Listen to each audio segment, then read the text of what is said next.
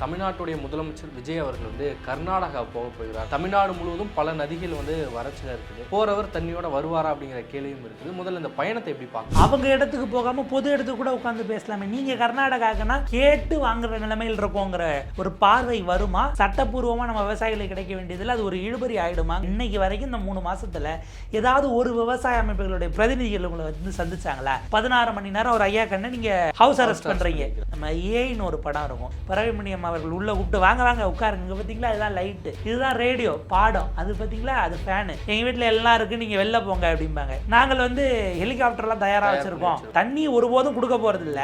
அவர் வருவாரு, கூட்டிட்டு போய் நான் பாருங்க இதுதான் காவிரி, பாத்தீங்களா எல்லாம் காஞ்சி போச்சு, தண்ணி இல்ல போயிட்டு வாங்கன்னு சொல்ல போறேன். அதுக்கு தான் அவரை நான் வர சொல்றேன்னே அவர் அறிவிக்கிறாரு. முதல்வர் போகிறார், போய் தண்ணியோடு தான் திரும்பி வருவார்னு சொல்லிட்டு தாவேக்காவுடைய தொண்டர்கள் சொல்றாங்க. தனிப்பட்ட உறவுன்னு நீங்க ஒரு வருஷம் வாங்கிடுவீங்க, அடுத்து வரவர் கொடுக்க மாட்டேன்னு சொல்லாம போறதுக்கு வழி இருக்கு. அங்க இருக்கிற பாஜக தண்ணீர் தரமாட்டோங்கிற நிலைப்பாட்டில் இருக்கிறாங்க. காங்கிரஸும் காங்கிரஸ் இருக்கிறாங்க. மத்தியில் இருக்கிற பாஜகவை எதிர்த்து முதலமைச்சர் விஜய் அவர்கள் பேசவும் மாட்டேங்கிறாரு. என்ன நடக்குது பாஜக குறித்து, இவங்க ஏன் பேசாமே இருக்கிறாங்க? பாஜகவை நான் எதிர்ப்பேன் அவர் எப்பங்க சொன்னாரு? கொள்கை எதிரின்னு அது வந்து போற போக்குல சொன்னதை தாண்டி கண்டுபிடிங்கள் 8 வித்தியாசங்கள் மாதிரி போட்டீங்கன்னா வித்தியாசம் கண்டுபிடிக்கிறது கஷ்டமா இருக்குங்கிற சூழல் வருது. நீங்க கையெழுத்து போட்ட 2 திட்டத்தினால மட்டும் இன்னைய தேதிக்கு தமிழ்நாட்டுக்கு கூடுதலாக 14,000 கோடி கூடுதல் நிதி சுமை ஏற்பட்டு. இதெல்லாம் நீங்க வாய் திறந்து கேட்டாலே இவங்க கொடுக்க மாட்டாங்க. வாய் திறக்காம நீங்க அமைதியா இருக்கீங்கன்னா எப்படி கொடுப்பாங்கிறது நிலை வருது. கரூர் வேலையை ரத்து பண்ணியிருந்த நீதிமன்றம் அதற்கு அரசு மேல்முறையீடு போறாங்க. அரசியல் கூட்டத்தில் ஜனநெறி செயல்ங்கிறதே தமிழ்நாட்டுக்கு புதுசு. நீங்க முதல் முறை வர்றதுக்கு முன்னாடி நடந்த முன்னுதாரணத்தை எப்படி காட்டுவீங்க? கட்சி சார்ந்தவர்கள் எவ்வளவு நிறுவனங்கள் நடத்தினா அதுல ஒரு வேலை கொடுத்துட்டு போங்களா? வாழ்வாதாரத்தை உறுதி பண்ணணுங்கிறது தானே மெயின் வழக்கு இருக்கு இல்லையா? சிபிஐல நடந்ததுன்னு அதுவே இங்க தான் இருக்கு. அவர் முதலமைச்சர் ஆகிட்டார், சரி ரைட்டு, முதலமைச்சர் ஆகிட்டு அதில் சாட்சியாக இருக்கிறவங்க பாதிக்கப்பட்ட குடும்பத்துக்கு வேலை கொடுக்குறாரா? அரசு வேலையா?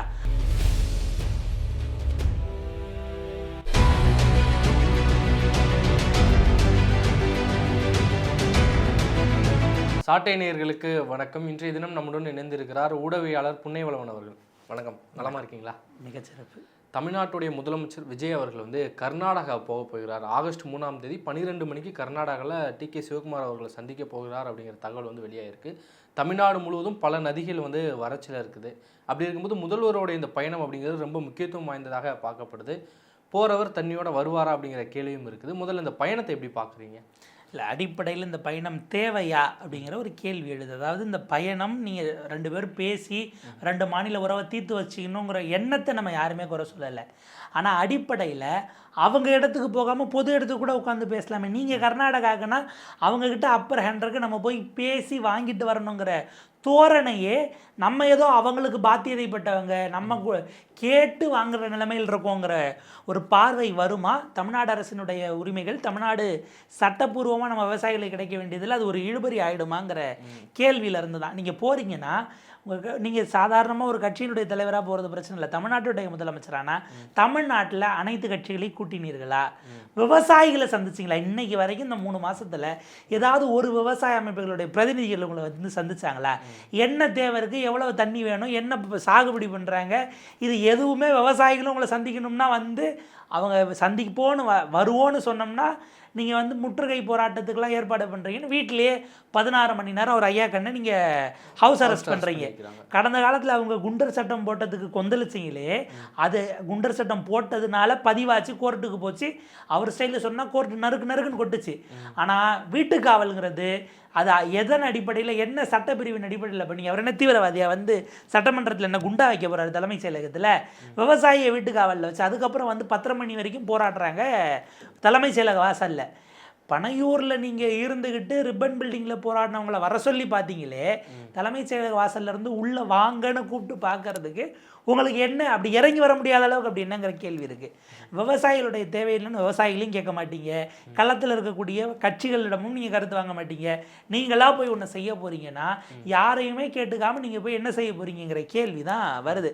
விவசாயிகளுடைய குரலை கூட கேட்காமல் என்ன தேவைன்னு உங்களுக்கு எப்படி தெரியும்? அதிகாரிகள் சொல்லி தருவாங்களா? அதிகாரிகள் என்ன லட்சணமாக தான் மக்களுடைய புரிதல்கள் இருக்குங்கிறது தான் நம்ம தொடர்ந்து பல விஷயங்களில் பார்த்துட்டோமே. இது ஒரு கோணம். நம்ம கேட்க வேண்டியது, கர்நாடக முதலமைச்சர் ஏறத்தால் அப்படியே நீங்கள் யோசிச்சிங்கன்னா நம்ம ஏன்னு ஒரு படம் இருக்கும், சரத்குமார் சார் நடிச்சிருப்பாப்புல. ஆமா.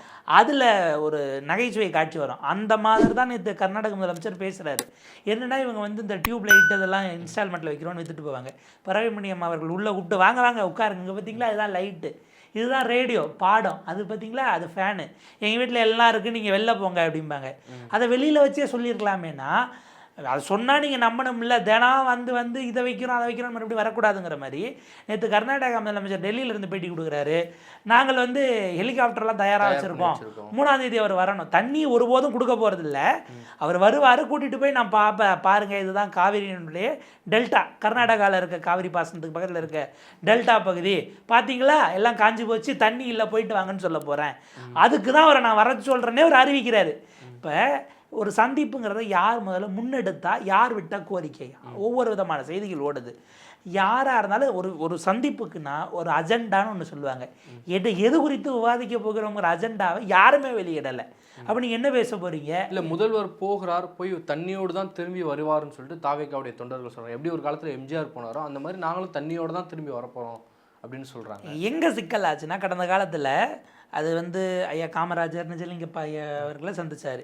அதே போல் ஐயா எம்ஜிஆர் அந்த சமயத்தில் குண்டுராவையும் பார்த்தார். அதே போல் ராமகிருஷ்ண ஹெக்டேவா அவரையும் சந்திப்புகள் இருந்தது. திரு கருணாநிதி அவர்கள் அந்த சமயத்தில் ஜே.கே. பாட்டீல் நினைக்கிறார், அவரை சந்தித்தார். அம்மையார் ஜெயலலிதா ஜெகதீஷ் ஷெட்டரை சந்தித்தாங்க. இதெல்லாம் பல நேரங்கள் இதில் கருணாநிதி அவர்கள் சந்தித்ததும் ஜெயலலிதா அம்மா சந்தித்ததும் இது ரெண்டுமே நீதிமன்ற வழிகாட்டுதல் அப்படிங்கிற இடத்துல இருந்து அது எல்லாருமே நிர்பந்தங்கள் அடைஞ்சது. டெல்லியில் வச்சு அப்படிங்கிற ஒரு ஆமாம். மற்ற 2 பேர் இருக்காங்க இல்லையா, அந்த இவர் எம்ஜிஆர் அவர்களும் சரி காமராஜர் ஐயாவும் அந்த காலகட்டத்தில் தனிப்பட்ட உறவின் மூலமாக ஏதோ ஒன்று கிடைச்சது. என்ன சிக்கல்னா, தனிப்பட்ட உறவுன்னு நீங்கள் ஒரு வருஷம் வாங்கிடுவீங்க, நாளைக்கு இங்கே எம்ஜிஆர் இல்லாமல் போகலாம், அங்கே ராமகிருஷ்ண ஹெக்டே இல்லாமல் போகலாம், அடுத்து வரவர் கொடுக்க மாட்டேன்னு சொல்லாமல் போகிறதுக்கு வழி இருக்குது. அப்போ சட்டப்பூர்வமாக இதுதான்னு நீங்கள் ஒரு தீர்வை கொடுக்காம அவர் எனக்கு வேண்டப்பட்டவர் தான் நான் கேட்டு வாங்கிக்கிறேங்கிறது மாநிலத்துக்கான நியாயம் கிடையாது. நீங்கள் தீர்வை அங்கே கொடுக்காம விட்டதுலேருந்து வருதுங்கிறது முதல் விஷயம். இவங்க பொதுவான இடத்துல சந்திக்கிறதுங்கிறதா எப்போதுமே சரியானது. இப்போ இவ்வளோ பேசுகிறாங்கல்ல ஒரு விஷயம், அது மேபி யார் கண்டுச்சாங்கிறது நம்ம கிராஸ் செக் பண்ணணும். ஏன்னா அது 2 வருடத்துக்கு முன்பாக நடந்தது. இந்த புதிதாக பாஜக 3வது முறை ஆட்சி அமைத்த பிறகு நீர்வளத்துறைக்கு இணை அமைச்சராக கர்நாடகாவை சேர்ந்த ஐ திங்க் சோமண்ணாவை கொண்டு போய் நீங்கள் போடுறீங்க. காவிரி விவகாரம் சிக்கலில் இருக்கும்போது கர்நாடகாவை சேர்ந்த ஒருவரை கொண்டு போய் அங்கே போடுறது குறைஞ்சபட்ச நேர்மை இல்லைனாச்சும் இந்த அரசாங்கம் இப்போவாச்சும் பேசலாம் இல்லை, அங்கே அதை நீங்கள் பதிவு பண்ணுறீங்களாங்கிற கேள்வி வருது. இப்போ இவ்வளவு நாள் இப்போ 2018 தீர்ப்பு வந்து 7-8 ஆண்டுகள் ஆகிடுச்சா, 8 வருஷமாக நேரில் சந்திக்கும் போதெல்லாம் அது துரைமுருகன் தம்பியும் சரி அனைத்து கட்சி பிரதிநிதிகள் ஒரு முறை போனாங்க. மத்திய அமைச்சர் சொல்கிறாரு உங்கள் பர்மிஷன் இல்லாமல், உங்களுடைய ஒப்புதல் இசைவு இல்லாமல், நீங்கள் அனுமதிங்கிறது கூட பெரிய வார்த்தை, ஒப்புதல் இல்லாமல் நீங்கள் ஓகே சொல்லாமல் கட்ட முடியாதுன்னு அமைச்சர் நேரடியாக பதிவு பண்ணுறாரு. போன அனைத்து கட்சி பிரதிநிதிகள்கிட்ட 2 முறை சொல்லியிருக்கிறாரு. இன்றைக்கி கேட்டால் அது வாங்க வேண்டாம்னு நீங்கள் பதில் தரீங்கன்னா அந்த துறையில் இருக்க கர்நாடக அமைச்சர் இதை செஞ்சுருக்க மாட்டார்னு நம்ம நம்ப முடியுமா? அந்த இணையமைச்சருக்கு முடிவில்லாமல் இணையமைச்சராக பதில் தரணும். அதனால அவர் என்ன பண்ணுறாரு, 2 அமைச்சர் இருப்பாங்க, ஒரு சீனியர் அமைச்சர் ஜூனியர் அமைச்சரை விட்டு பதில் கொடுக்க விடுறாரு. ஆனால் இந்த முடிவு மாற்றம் வந்ததற்கு அந்த கர்நாடகாவை சேர்ந்தவர் இணையமைச்சராக இருப்பது காரணமாக இருக்க வாய்ப்பு இருக்கே. இது குறித்து முதலமைச்சர் எதுவும் கருத்து தெரிவித்தாரா? வழக்கு வந்து நீதிமன்றத்தில் இருக்குது, தனியாக காவேரிக்கு நடுவர் மன்றமாக அமைச்சிருக்கோம், இவ்வளோ டிஎம்சி குடிநீர் வந்து கொடுக்குன்னு சொல்லி நீதிமன்றம் சொல்லிட்டாங்க. அப்படி இருக்கும்போது நம்மளுடைய முதலமைச்சர் ஏன் போகணும் அப்படிங்கிற ஒரு கேள்வி இருக்குல்ல, இது எந்த மாதிரியான தாக்கத்தை ஏற்படும்? சட்ட ரீதியில் 4 விதத்தில் இருந்தும் அவங்களுக்கு உத்தரவு போயிடுச்சு, நீங்கள் எவ்வளோ தரம் தான் கொடுக்கணும், உச்சநீதிமன்றம் சொல்லியாச்சு, நடுவர் மன்றம் ஆணையம் அடுத்து அமைச்சோம். அதற்கு பிறகு பார்த்தீங்கன்னா அந்த ஒழுங்குமுறை ஆணையம் இப்போ நேற்று முன்தினம் 3500 கண்ணாடி நீங்கள் திறக்கணும், 15 நாள் மேனிக்கு திறந்து 4 டிஎம்சி திறக்கணும்னு அவங்க உத்தரவிட்டாங்க. உத்தரவிட்ட உடனே அங்கே இருக்கிற நீர்வளத்துறை அமைச்சர் சொல்கிறாரு, நாங்கள் உச்சநீதிமன்றமோ முதலமைச்சர்கிட்ட பேச போகிறேன்னு ராமலிங்க ரெட்டி பேசிட்டு அவருங்க பாட்டுக்கு இப்போ நேற்றுக்கு நாங்கள் உச்சநீதிமன்றம் போவேன்னு தான் சொல்கிறாங்க. அப்போ இந்த 4 அமைப்புகள் சொல்லியுமே கேட்காததை நீங்கள் சாதிச்சிட்டிங்கன்னா பெரிய விஷயம். ஆனால் இப்போ என்ன பிரச்சனைனா, நீங்கள் பேச்சுவார்த்தைக்கு போனீங்கன்னா அவங்க மேகதாது கட்டக்கூடாதுங்கிறது நம்மளுடைய நிலைப்பாடு, அதில் நம்ம தெளிவாக உறுதியாக இருக்கோம்ல. மேகதாது கட்டினா உங்களுக்கு என்ன லாபம்னு அவர் உங்களுக்கு பாடம் எடுக்க கூப்பிடுறாரு. அதெல்லாம் நடக்கிறதுக்கு இந்த அஜெண்டாக தானே அவங்க கூப்பிட்றாங்க. மேகதாது கட்டினா தமிழ்நாட்டுக்கும் லாபம் அப்படிங்கிறது கட்டக்கூடாதுன்னுட்ட பிறகு நீங்கள் என்னென்ன லாபம் நீங்களே ஏன் விளக்குறதுக்கு நான் ஏன் வாய்ப்பு தரணுங்கிற கேள்வி இருக்குது. இன்னொன்று நம்ம சட்ட ரீதியிலாக எடுக்கிற போகிறோம். இப்போ நாளைக்கு ஆணையம் என்ன பார்க்க, உங்களுக்குள்ளே பேசிட்டுக்கிறீங்களா, அப்போ வழக்கை நீங்களே பார்த்துக்குன்னு அவங்க தள்ளி விட்டுட்டாங்கன்னு வைங்க, இத்தனை டிஎம்சி கொடுக்கணும் நாங்கள் சொன்னதெல்லாம் தாண்டி நீங்களே சுமூகமாக முடிச்சுக்கிறது தான் முடிச்சுங்க, எங்களுக்கு பிரச்சனை இல்லாமல் போகும்னு நாளைக்கு ஒரு வேளை சொல்கிறாங்க. இதில் காங்கிரஸ் பாஜக 2 பேரும் ஒரே நிலைப்பாட்டுக்கு 2022 உங்களுக்கு எலெக்ஷன் வருது. அதை காரணமாக வைத்து இந்த கட்சிகள் தமிழ்நாட்டில் ஒன்றும் இல்லை, கர்நாடகாவில் ஆளுங்கட்சியாகவும் எதிர்கட்சியாகவும் இருக்கும்னு தமிழ்நாட்டுக்கு எதிரான நிலைப்பாடுகளில் நேரடியாகவோ மறைமுகமாகவோ ஆதரிக்கிற இடத்துக்கு போனால் இந்த இடத்துல நீங்கள் அங்கே போகிறது இல்லை, அவங்கள வர வைக்கணும். ஏன்னா தமிழ்நாட்டினுடைய அனுமதி இல்லாமல் நீங்கள் செஞ்சிட முடியுமாங்கிறத நீங்கள் அங்கே கோர்ட்டுக்கு அவங்களை இருக்க வேண்டியதை நோக்கி போகணும். அதை விட்டுட்டு இப்போ கேள்வி கேட்ட மத்திய அரசை நீங்கள் தொட மாட்டீங்க. எப்படி 8 வருஷமாக இல்லை நீங்கள் சொல்லணும்.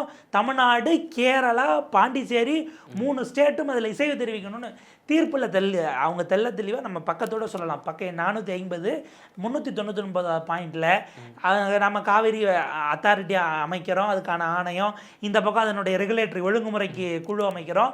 இதை தாண்டி மேல் பாசனத்து பகுதியில் இருக்கக்கூடிய நீர்பிடிப்பு பகுதியில் இருக்கக்கூடிய மாநிலம் அங்கே இருந்து இந்த மாநிலங்களுக்கு, அதாவது கடைமடையில் இருக்கக்கூடிய மற்ற மாநிலங்களுக்கு அவங்களுக்கு போகிற தண்ணியை பாதிக்கக்கூடிய வகையில் எந்த செயலையும் செய்யக்கூடாது என்பதை நாங்கள் மீண்டும் ஒரு முறை உறுதி செய்கிறோங்கிறாங்க.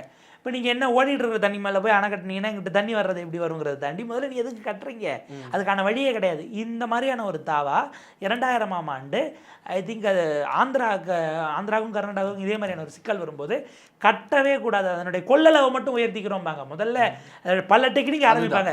இருக்கிறத கொள்ளளவு முதல்ல தனியாக டேம்பாங்க, முடியாதுன்னா இல்லை இருக்கிறதுல கொள்ளளவை கொஞ்சமாக உயர்த்திக்கிறோம் அப்படிம்பாங்க. இல்லைன்னா நாங்கள் வேறு ஒரு 2த்துக்கு பொதுவான இடம்னு அவங்க ஏரியாக்குள்ளே சொல்லுவாங்க, நம்ம பாட்டுக்குள்ளே வர மாட்டாங்க. இப்படி பல டெக்னிக்கில் அதை கோட் பண்ணி அங்கே நீங்கள் அப்படி உயர்த்தவே கூடாது, அதுக்கான இசைவு வேணும்னு சட்ட ரீதியிலாகவே 2000ஆம் ஆண்டு ஆந்திரா அந்த ஒரு தீர்ப்பு வாங்கியிருக்கிறாங்க. இதை சுட்டி காட்டி நீங்கள் மத்திய அரசையும் உள்ளே இழுத்து சட்ட போராட்டத்துக்கு நகருங்க.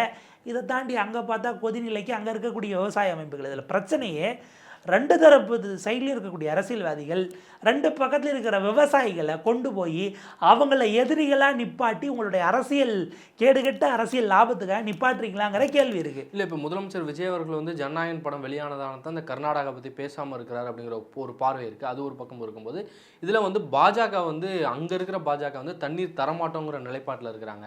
காங்கிரஸும் அப்படி காங்கிரஸும் இருக்கிறாங்க. மத்தியில் இருக்கிற பாஜகவை எதிர்த்து முதலமைச்சர் விஜய் அவர்கள் பேசவும் மாட்டேங்காரு. இப்போ கூட வந்து தமிழ் வாழ்த்து வந்து 3வது இடத்துக்கு வந்து மாற்றப்பட்டது, அப்பயும் முதலமைச்சர் பேசாமல் இருக்கிறார். அப்படிங்கும்போது என்ன நடக்குது பாஜக குறித்து, இவங்க ஏன் பேசாமே இருக்கிறாங்க? நாளை பின்ன ஏதாவது ரைடு கீடு விட்டால் யார் எதிர்கொள்கிறதுங்கிற எண்ணமா? பாஜகவை நான் எதிர்ப்பேன்னு அவர் எப்பங்க சொன்னார்? கொள்கை எதிரின்னு அது வந்து போகிற போக்கில் சொன்னதை தாண்டி அவர் எந்த காலத்தில் பேசினார்? நமக்கு என்ன பிரச்சனைனா, நீங்கள் ஒரு கட்சி தலைவராக இருந்த வரைக்கும் உங்கள் கட்சிக்கு கருத்து இருக்குது, இல்லை போங்கன்னிடலாம். ஒரு அரசாங்கம் எப்படி நிலைப்பாடு இல்லாமல் இருக்க முடியும்?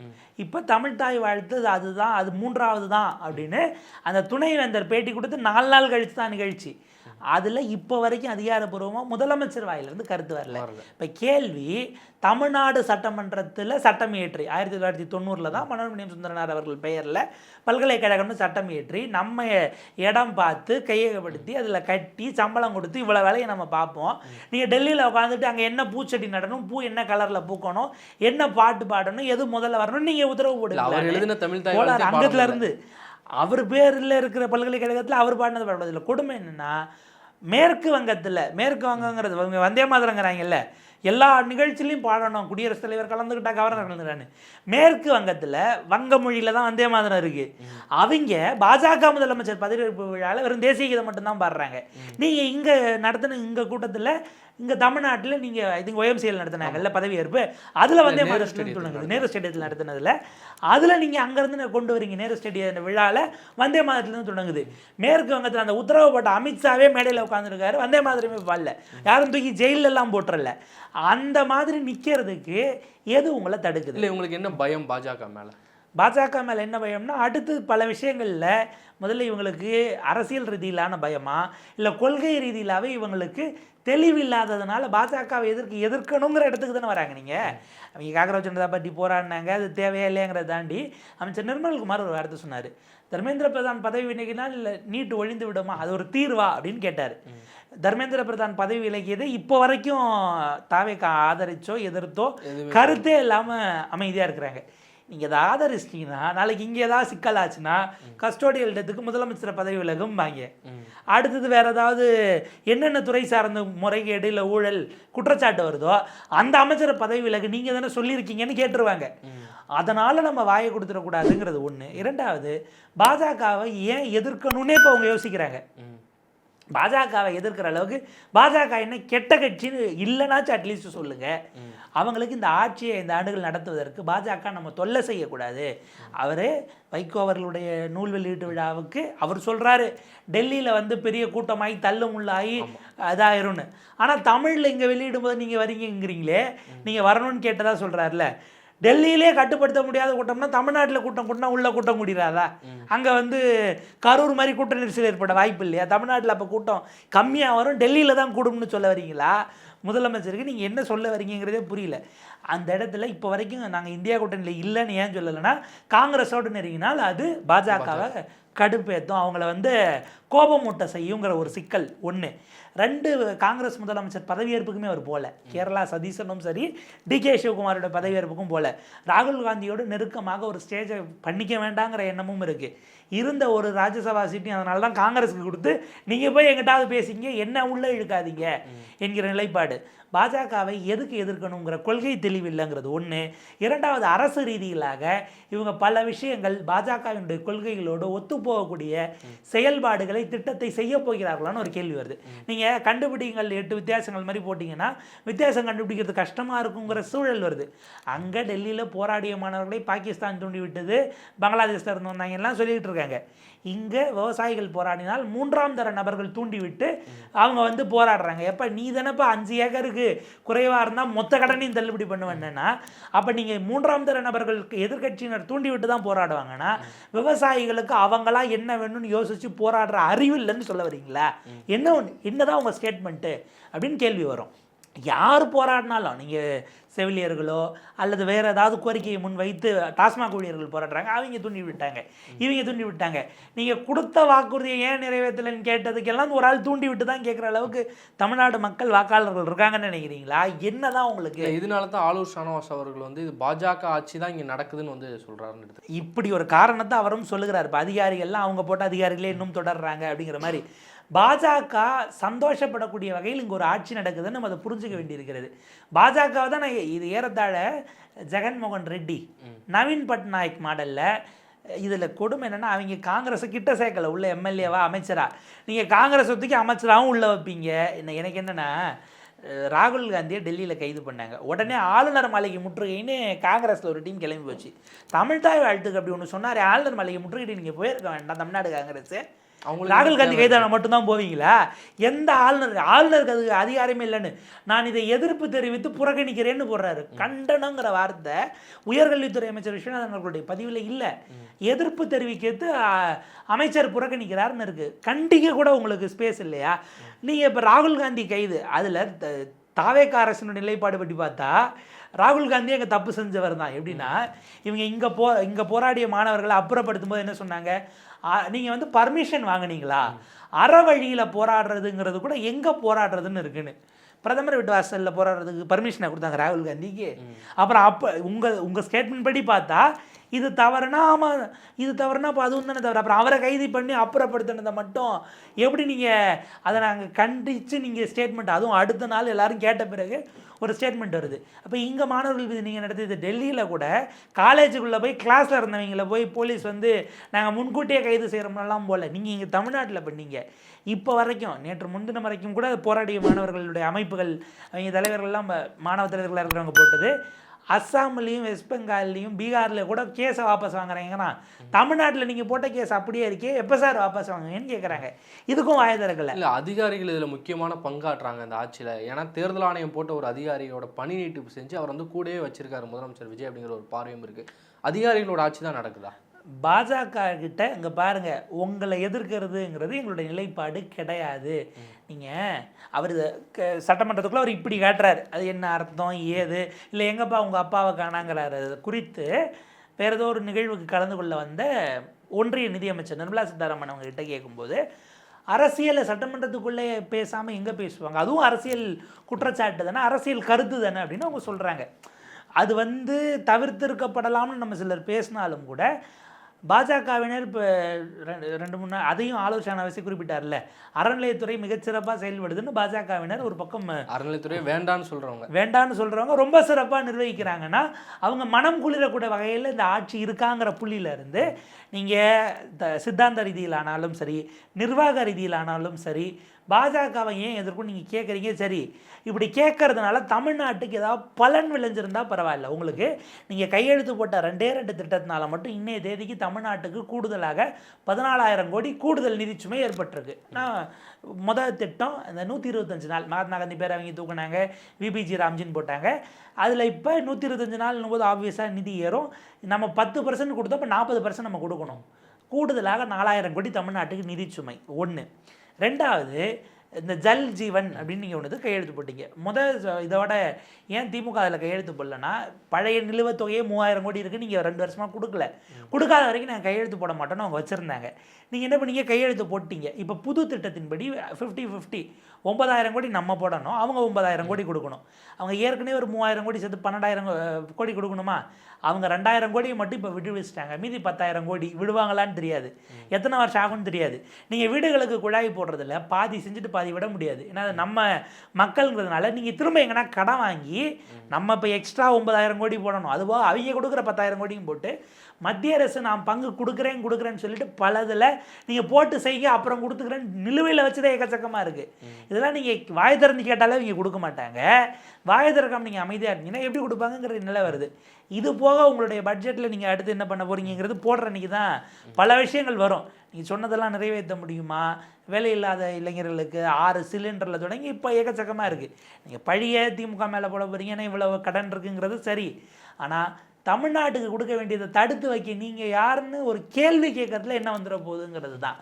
எனவே முற்றுமுழுதாக இந்த 5 ஆண்டுகள் பாஜகவை பகைத்து கொள்ளாமல் அவங்க பாட்டுக்கு அங்கே இருக்காங்க, நம்ம பாட்டுக்கு இங்கே இருக்கோம், இந்த பார்டரை தாண்டி நீங்களும் வராதிங்க நாங்களும் வரமாட்டோம் என்று அப்படித்தான் இதை கொண்டு போகணும்னு அவர் நினைக்கிறாரு. பாஜக நினைத்தால் சுற்றி இருக்க எல்லாரின் மீதும் வேற நீங்கள் அரசு ரீதியில் இந்த 3 மாதத்தில் அவங்க பெருசாக செஞ்சாங்களா இல்லையா அது பின்னாடி தெரிய வரும். ரைட்டு. அதுக்கு முன்பாகவே வெவ்வேறு விதமான வழக்குகள் பலரின் மீதும் இருக்கிறது. அவரை சுற்றி இருக்கக்கூடிய அவர் சொன்னார் பவர் சென்டர் யாருமே இல்லைன்னு. நீங்கள் அப்பாயின்மெண்ட் போட்டிங்களா இல்லையான்னு தெரியாமல் செக்ரட்டரியேட்டுக்கு வந்து போகிறீங்களா என்ன கணக்கு? அவங்கள யாராச்சும் ஒரு ஆள் பாஜக கையை வச்சு பிக் பண்ணி எடுத்து ஏதாவது ஒரு கேஸில் பிடிச்சதுன்னா நம்மளை சுற்றி இருக்கக்கூடிய, ஏன்னா இன்றைக்கி முழுக்க முடிவுகள் எல்லாம் அவர் எடுக்கிறாரா இல்லை அவருடைய ஆலோசகர்களுடைய இதை அப்படியே அவர் ஓகே பார்த்து பண்ணுறதுங்கிற இடத்துக்கு போகிறாராங்கிறதே விவாதிக்கப்பட வேண்டிய இயல்பாக இருக்குது. ஆலோசகர்களிடமிருந்து வாங்கி இறுதி முடிவு நீங்கள் எடுக்கிறீங்களா இல்லையாங்கிற சூழலில் ஆலோசகர்கள் செய்கிறது சொல்கிறதெல்லாம் அங்கே கை வச்சாங்கன்னா மொத்தம் ஆலோசகர்கள் எல்லாம் வெறும் அரசியல் மட்டும்தானா? அவங்களுக்கு எக்கச்சக்கமான தொழில்கள் இருக்குது. இதெல்லாம் கணக்கு பண்ணி தான் இவர் செயல்படுறாரா என்பது தான் நம்ம யோசிக்கணும். தன்னுடைய ஆட்சிக்கு எந்த விதமான 5 ஆண்டுகள் என்னை தொல்லை பண்ணிடாதீங்க, உங்கள் வம்புக்கு நானும் வரல நீங்களும் வராதிங்க, அங்கே நீங்கள் நின்றுங்க சம்சாரது மின்சாரத்தில் எல்லாரும் ஏதோ வாரத்தில் ஒரு நாள் நல்லது கெட்டதுன்னா நீ நல்லா இருக்கியா, நான் நல்லா இருக்கேன், நீ எப்படி இருக்க அப்படின்னு கேட்டுட்டு அங்கங்கே நின்று போங்கிற ஸ்டேட்டில் தான் அரசு ஓடிக்கிட்டு இருக்கிறது. இந்த அரசு இப்படி இருப்பதுங்கிறது அவங்களுடைய 5 ஆண்டுகள் அவங்கள காப்பாற்றிக்கிறது தரலாமே தவிர மாநிலத்துக்கோ மக்களுக்கோ அது எந்த வகையிலும் நலன் கொடுக்கக்கூடியதாக நன்மை பயக்கக்கூடியதாக இருப்பதற்கான வாய்ப்பு இல்லை அப்படிங்கிறது தான். இறுதியாக இந்த கரூர் வேலையை ரத்து பண்ணியிருந்த நீதிமன்றம் அதற்கு அரசு மேல்முறையீடு போகிறாங்க. இவ்வளோ அவசரமாக மேல்முறையீடு போக வேண்டிய தேவை என்ன இருக்குது? இங்கே உள்ள ஜட்மெண்ட் காப்பியை அங்கே அரசு அந்த உச்சநீதிமன்றம் அப்படியே உறுதி செய்யுமா இல்லை என்ன நடக்கும்? கரூர் அந்த விவகாரத்தை பொறுத்தவரை இன்றைக்கு அவர் தீரன் திருமுருகன் நாம் தமிழர் கட்சியினுடைய அவர் சார்பிலுமே கூட உச்சநீதிமன்றத்தில் கேவியட் மனு தாக்கல் பண்ணியிருக்கிறாங்க. இதில் என்னென்னா ரொம்ப முக்கியமானது, விஜய் அரசு செய்த முன்னெடுத்த ஒரு வரலாற்று ரீதியிலான தவறை உயர்நீதிமன்றம் திருத்தி இருக்கிறதுன்னு தான் அதை ரத்து பண்ணதுலேருந்து நம்ம பார்க்க வேண்டியிருக்கு. அதில் சிக்கல் இருக்குது. அந்த வழக்கு முடியலை, நாளைக்கு அது பேச்சுக்கே வச்சுப்போமே, இந்த வழக்கில் 50% தாவேக்காவுக்கு பொறுப்பு இல்லை 60% தாவேக்கா பொறுப்புன்னு தீர்ப்பு வந்தால் நீங்கள் எப்படி அப்போ குற்றமே அரசு செய்யாத போது அல்லது காவல்துறைக்கு குறைவான பங்கு இருக்கும்போது கவர்மெண்ட் ஏன் வேலை கொடுக்கணும்னு கேள்வி வரும். நீங்கள் உட்கார்ந்துட்டதுனால நீங்கள் கொடுக்குறீங்க. அப்படி பார்த்தா இந்த கரூர் சம்பவத்தை தாண்டி மற்ற நேரங்களில் உங்களுடைய கூட்டத்திற்கு வருவதற்கு, மாநாட்டுக்கு வருவதற்கு வந்து உங்கள் வண்டியை ஃபாலோ பண்ணிகிட்டே வந்து ஒரு 11ஆம் காலேஜ் படிக்கிற மாணவன் வருவேன், அடிபட்டு அவன் ஹாஸ்பிட்டல்லேருந்து அவன் உயிரிழந்தானே. இப்படியான உயிர்கள் அவங்கெல்லாம் சாலை விபத்து கணக்கில் வருமா? அவங்களுக்கு கொடுப்பீங்களா? இதே நாளைக்கு வேறொரு அரசியல் கட்சி, உங்களை எதிர்க்கிற அரசியல் கட்சி கூட்டம்னு வைங்க, நம்ம கட்சி பேரை சொன்னால் அவங்க யாராவது என் கட்சி கூட்டத்தில் அப்போ விழணும்னு நினைக்கிறீங்களா? நாங்கள் அப்படிலாம் கிடையாதும்பாங்க. ஏதோ ஒரு கூட்டம் உங்களை எதிர்க்கிற கட்சினா அதுக்கும் நீங்கள் கொடுப்பீங்களா? இதில் கடந்த எவ்வளவோ பேர் அரசு ஊழியர்களாக இருந்து இப்போ வண்டி வாகனம் இயக்கக்கூடிய ஓட்டுநர்களாக இருப்பாங்க, திடீர்னு வீடியோக்கள் வரும், மாரடைப்பு வரும், அப்படியே இது பண்ணி சரியாவாங்க. அவங்களுக்கெல்லாம் உடனே வேலைகள் கொடுக்கறதில்ல, அதில் வெயிட்டிங் லிஸ்ட் இருக்குது, அதில் காத்திருந்து அதை கிளியர் பண்ணுறதுக்கு, அரசு துறைகள் அது கிளியர் ஆகி வர்றதுக்கு 1.5 வருஷம் 2 வருஷம் இன்னும் நாட்கள் காத்திருக்கக்கூடியதெல்லாம் இருக்கிறது. வாரிசுதாரர் அடிப்படையில் கூட அவ்வளவு பேர் காத்திருக்கும் போது நீங்கள் இதில் உடனே என்ன சொல்கிறாங்க, அவங்க என்ன சப் கலெக்டராக போகிறாங்கன்னு. நீங்கள் ஒரு விஓஓ போஸ்ட்டுக்கோ இல்லை ஒரு குரூப் 4க்கோ எத்தனை போஸ்டிங் இருக்குது, எத்தனை 1000 பேர் எத்தனை லட்சம் பேர் அப்ளை பண்ணுறான்னு பாருங்கள். அப்போ இவ்வளோ பேர் காத்திருக்கும். இதில் வேறு ஒரு விதமாக கூட வச்சுப்போமே, அவங்களுக்கு ஒரு இதை கொடுக்கணும்னு நீங்கள் நினைக்கிறீங்களா? அரசு வேலை தான் கொடுக்கணும்னு நீங்கள் எப்படி முடிவெடுக்க முடியும்? உங்கள் கட்சி சார்ந்தவர்கள் எவ்வளோ நிறுவனங்கள் நடத்தினா அதில் ஒரு வேலை கொடுத்துட்டு போங்களாம். வாழ்வாதாரத்தை உறுதி பண்ணணுங்கிறது தானே. இதில் கரூர் விஷயம் தீர்ப்பு வராத வரை அதில் நீங்கள் ஒரு ஒரு தரப்பாக இருக்கிறீங்க, உங்களை சாட்சியாக கூப்பிட்டு விசாரிச்சிருக்கிறாங்க. நாளைக்கு ஒருவேளை குற்றப்பத்திரிகை உங்கள் பெயர் சேர்க்கவும் படலாம், சேர்க்கப்படாமல் சாட்சியாக கூட வச்சுக்கலாம். நீங்கள் சம்மந்தப்பட்ட வழக்கில் நீங்கள் கொடுக்கறதுங்கிறது எப்படி சரியானதுங்கிறது ஒன்று. ரெண்டாவது, இவங்க எவ்வளவு விஷயங்கள் எடுத்து சொன்னாலும் கூட அது மற்ற எல்லாருக்கும் என்ன வாய்ப்போ அதே வாய்ப்பு தான் இவங்களுக்கும். இது வரைக்கும் அரசியல் கூட்டத்தில் ஜன நெரிசல்ங்கிறதே தமிழ்நாட்டுக்கு புதுசு. நீங்கள் முதல் முறை வர்றதுக்கு முன்னாடி நடந்த முன்னுதாரணத்தை எப்படி காட்டுவீங்க கேட்டால் ஸ்டெர்லைட்டில் லீலாவதி படுகொலைங்கிறாங்க. லீலாவதி படுகொலையில் ஸ்டெர்லைட்லலாம் லீலாவதி என்ன ஏதாவது தேட்டருக்கு போயிட்டு அங்கே கூட்ட நெரிசலில் மன்னன் படத்தில் டிக்கெட் எடுக்கிற மாதிரி போய் அங்கே உயிரிழந்தவங்களா? அன்னைக்கு ஆளுங்கட்சியாக இருந்த திராவிட முன்னேற்ற கழகம் அங்கே அவங்க கவுன்சிலராக இருக்கிறாங்க, கூட்டணிக்குள்ளே இருந்த போதும் எதிர்த்து பல விஷயங்களை கொண்டு வராங்க, அம்பலப்படுத்துகிறாங்க. அதற்காக செய்யப்பட்ட அரசியல் படுகொலை, ஊழல் அம்பலப்படுத்தினது அங்கே இருக்கக்கூடிய மக்களுக்கு எல்லா விஷயங்களும் சரியான முறையில் போய் சேரணுங்கிற போராட்டமும். ஸ்டெர்லைட்டில் போராடினவங்கள எல்லாம் எதுக்கு வந்தாங்க? அங்கிட்டு என்ன அங்கே பக்கத்தில் இருந்த தியேட்டரில் நைட் ஷோ பார்க்குறதுக்கு வந்து நெரிசல் நினைவீங்களா? அவங்க கவர்மெண்ட்டு சுட்டு கொண்டுச்சு. ஒரு பெருநிறுவனம் அவங்களுடையனால பாதிக்கப்பட்டிருக்கோன்னு 100 நாள் அறவழியில் நடந்த போராட்டத்துக்குள்ளே எங்கே யார் என்ன பண்ணாங்கிற கேள்வி இருக்குது. இதை கொண்டு வந்து இதோட நிப்பாட்டுறதுங்கிறது அடிப்படையில் தவறானது. அப்படி பார்த்தா இந்த உதாரணத்துக்கு நாளைக்கு வேறு ஏதாவது ஒரு இதில் இப்போ இவங்க இதில் ஒரு கள்ளச்சாராய மரணம் நடந்தால் அதுவும் கவர்மெண்ட்டு தப்பு தான், கொடுத்துட வேண்டியது. அவங்க இப்போ பணம் கொடுத்ததே திமுக அரசு பண்ணது தவறுங்கிறது தான் இன்றைக்கி வரைக்கும் பேசக்கூடியது. அதை அவங்க சுமக்க வேண்டியது தான், கொடுத்துட்டாங்க, அதனால் அவங்க அதை தூக்கி சுமக்கிறது தான். இங்கே அமோனியா கசிவில் இவங்க இழக்கிறாங்க, இவங்களுக்கு 3 லட்சமோ 4 லட்சமோ கொடுக்குறீங்க. ஆனால் கலாச்சாரம் குடித்தா 10, வேறு விபத்து விவசாயிகளுக்கு ஏதாவது ஒன்றுனா அதுக்கும் கம்மியாக தான் கொடுப்பீங்க. இதெல்லாம் எங்கேருந்து உங்களுக்கு அளவுகோல் வருதுங்கிறது இருக்கும்போது இப்படியான தவறை உச்சநீதிமன்றம் அவர் ஸ்டைலில் சொல்லணும்னா, நீங்கள் வந்து அரசினுடைய நெய்யை எடுத்து உங்கள் கட்சி கூட்டத்துக்கு வந்தவங்களுக்கு ஏதாவது சிக்கல் ஆயிடுச்சுன்னா அவங்களுக்கு ஸ்வீட் செய்யாதீங்க என்கிற வகையில் தான் உச்சநீதிமன்றம் சட்டப்பூர்வமாக அதை சொல்லியிருக்கிறார்கள். இவங்க மேலே அப்பீல் பண்ணும் பொழுது இது எங்களுடைய கொள்கை முடிவு என்கிற வகையில் சில விஷயங்களை வைக்கிறாங்க. கொள்கை முடிவுகள்ங்கிற வகையில் எல்லாத்தையும் அப்படி கொடுத்துட முடியுமாங்கிறது இருக்குது ஒன்று. ரெண்டாவது, நீங்கள் கொள்கை முடிவாக எடுக்கிற முடிவில் என்ன கொடுக்குறீங்க? அரசு வேலை.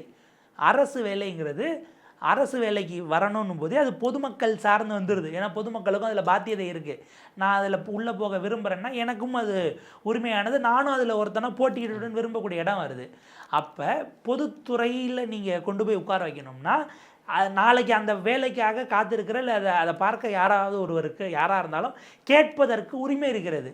அது நான் தகுதி உடையவன், நான் உட்கார வேண்டிய இடம், நான் மட்டும் எக்ஸாம் எழுதி வரணும் அப்படிங்கிற என்னுடைய சம வாய்ப்பு இதுவும் ஒன்றான்னு கேள்வி எழுப்பினா அது ஸ்டாண்டே நிற்காமல் போவதற்கான வாய்ப்பு இருக்குது. உச்சநீதிமன்றத்தில் இதில் போகும்போது என்ன ஒரு விஷயம் கூடுதலாக நடக்க வாய்ப்பு இருக்குன்னா, இதில் ஏன் கொடுக்கக்கூடாதுன்னு அவங்க கேட்கும்போது அங்கே சொல்ல வேண்டியது என்னென்னா, அவங்க எங்கே போனாங்கங்கிற அந்த மெயின் வழக்கு இருக்கு இல்லையா, சிபிஐயில் என்ன நடந்ததுன்னு, அதுவே இங்கே தான் இருக்குது. அவர் விட்னஸாக வந்துட்டு போகிறாரு, நாளைக்கு அவரின் மீது குற்றப்பத்திரிகையில் பெயர் வரவும் வாய்ப்பு இருக்குது. அவரே அந்த வழக்கில் சாட்சியாக இருக்கிறவங்களுக்கு வேலை கொடுக்கலாமான்னு கேட்டால் உச்சநீதிமன்றம் அதை இன்னும் சீரியஸாக பார்க்கும். அது எப்படி தம்பி நீங்கள் கொடுக்க முடியுங்கிற இடத்துக்கு கூட அதை நகர்த்துவதற்கான வாய்ப்பு இருக்குது.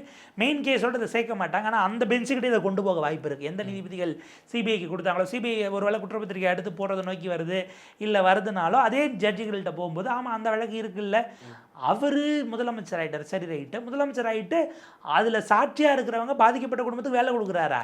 அரசு வேலையா? அப்போ நாளைக்கு அவங்க எப்படி வந்து சாட்சி சொல்லுவாங்க?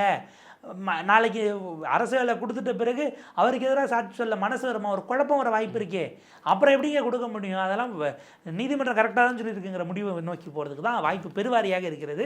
இவங்க பல வாதங்களை கொண்டு போய் வைப்பாங்க, சட்ட ரீதியில் பெரிய பெரிய வழக்கறிஞர்கள்லாம் கொண்டு வந்து நிச்சயமாக தமிழ்நாடு அரசு இறக்கும். கர்நாடகாவில் தண்ணியை திறந்து விட சொல்லி உடனடியாக அது பண்ணணுங்கிறாங்க. அதுக்கு இமீடியட்டாக அவங்க உடனடியாக அது ஒத்துக்கு தான் ஆகணும், வழக்கு வராதிங்க. அதுக்கு நீங்கள் கேவியேட்டு போடல. நாளைக்கு சுப்ரீம் கோர்ட்டுக்கு கர்நாடகா வந்தால் எங்களை கேட்காம முடிவெடுக்கக்கூடாது அப்படின்னு நீங்கள் கேவியேட்டு போடுறதுக்கு வேகம் காட்டல. இங்கே கரூர் வழக்கில் உயர்நீதிமன்றம் ரத்து செய்து தான் அன்றைக்கு மாலை அமைச்சர் சொல்கிறார் நாங்கள் அப்பீலுக்கு போவோம்னு. அப்போ உங்களுடைய ப்ரையாரிட்டி எதுக்கு நீங்கள் முதன்மைத்துவம் கொடுக்குறீங்க, முக்கியத்துவம் கொடுக்குறீங்க என்பது மக்கள் நலன் சார்ந்து இருக்கிறதா, இல்லை உங்களுடைய இமேஜ் சார்ந்து, உங்களுடைய அரசியல் சார்ந்து இருக்கிறதானா? எல்லா காலகட்டங்களிலும் அரசியல்வாதிகள் அவங்களுடைய இமேஜ் சார்ந்து யோசிப்பாங்க. உங்களுக்கு அது மட்டும்தான் இருக்கோ என்பது தான் உங்கள் மீதான விமர்சன பார்வையாக இருக்கிறது. இது எப்படி போனாலும் உச்சநீதிமன்றம் கூட இதை வந்து உயர்நீதிமன்றம் கொடுத்த அந்த தீர்ப்பை தான் கரூர் வழக்கில் கொடுப்பதற்கான வாய்ப்பு இருக்குது. இதில் மீண்டும் ஒரு முறை ஒரு ஆசையை காட்டி பாதிக்கப்பட்ட குடும்பங்களினுடைய உளவியலோடு ஒரு மிகப்பெரிய ஊடாட்டத்தை நடத்தி விட்டார்களோ என்கிற அச்சமும் வருத்தமும் தான் எனக்கு இருக்குது. ஓகே, பல்வேறு கேள்விகளுக்கு விரிவாக விடை கொடுத்துருந்தீங்க, ரொம்ப நன்றி. சாட்டை எடுத்து நாட்டை திருத்து இளம் தலைமுறை.